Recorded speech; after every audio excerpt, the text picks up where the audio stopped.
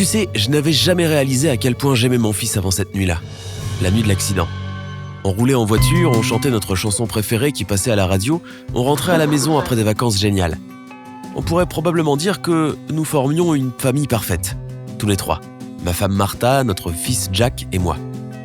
Aucun de nous n'a de talent musical, mais on adore quand même chanter et danser. En fait, c'est comme ça que j'ai rencontré Martha, mais c'est une histoire pour un autre jour. Du coup, comme je le disais, on roulait à toute allure, heureux et insouciant. Il était tard le soir, mais le ciel était encore assez lumineux et c'était un temps sec. J'étais au volant, ma femme était assise à côté de moi et Jack était sur le siège arrière derrière elle. Je n'ai jamais vu cette Jeep. L'homme qui la conduisait a dit qu'il ne nous avait pas vus non plus, mais je ne sais pas quoi penser. Quoi qu'il en soit, il s'est écrasé sur nous par la droite. Et nos deux voitures ont dérapé sur la route pendant une vingtaine de mètres avant de s'arrêter net. Je me suis évanoui pendant un court moment, heurtant la fenêtre côté conducteur avec la tête, mais je n'ai pas été blessé. Quand j'ai ouvert les yeux de nouveau, j'avais peur de regarder à ma droite. Mais il le fallait. J'avais l'impression que mon cœur ne battait plus. Mais ensuite, j'ai poussé un soupir de soulagement. Ils étaient inconscients mais vivants.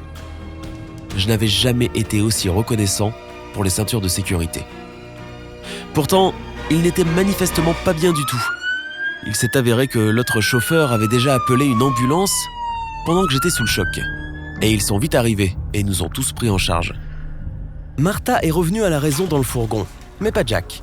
Les ambulanciers ont dit que tout irait bien et qu'il était juste assommé, mais je ne pouvais pas m'empêcher de m'inquiéter. Mais il n'y avait rien que je puisse faire, alors j'ai tenu les mains de Martha et de Jack dans les miennes et j'ai prié pour que tout se termine bien. Après de longues heures d'attente, absolument interminables, ils ont annoncé que Martha avait eu beaucoup de chance. Elle s'en est tirée avec rien d'autre qu'une légère commotion cérébrale et quelques ecchymoses. Très grosses, c'est vrai, mais que des ecchymoses. J'avais envie d'embrasser le docteur pour cette nouvelle. Je ne l'ai pas fait, bien sûr. J'ai juste souri avec soulagement et je l'ai remerciée. Elle ne m'a pas souri en retour. C'est alors que j'ai su que quelque chose n'allait pas avec Jack. Il s'est avéré que c'était ses reins. L'impact l'a tellement secoué que cela a provoqué une défaillance et il avait besoin d'une greffe de toute urgence. J'étais paralysé. Je n'arrivais pas à comprendre et accepter que mon fils de 15 ans était dans un état critique. Ma femme et moi avons fait les tests pour voir si l'un de nous était compatible avec lui et je l'étais. J'ai eu de longues discussions avec les médecins au sujet de cette opération. Ils m'ont tout expliqué, m'ont décrit les risques, mais je ne savais qu'une chose. C'était le moins que je puisse faire pour mon fils. Quand on m'a demandé une dernière fois si j'étais prêt à donner un de mes reins à Jack, ma réponse a été un oui ferme. Ils ont fait d'autres tests et j'étais en assez bonne santé. L'intervention chirurgicale était alors prévue pour la semaine suivante, lorsque Jack serait prêt. Je pouvais à peine manger et dormir, et Martha était dans le même état. Elle faisait bonne figure, mais je pouvais voir à travers. Elle était morte d'inquiétude pour nous deux. Finalement, le jour est arrivé et ils m'ont emmené à l'hôpital pour les préparatifs. Je me suis rapidement retrouvé allongé sur un lit d'hôpital et un médecin m'a mis un masque sur le visage, me disant de compter de 10 jusqu'à 1.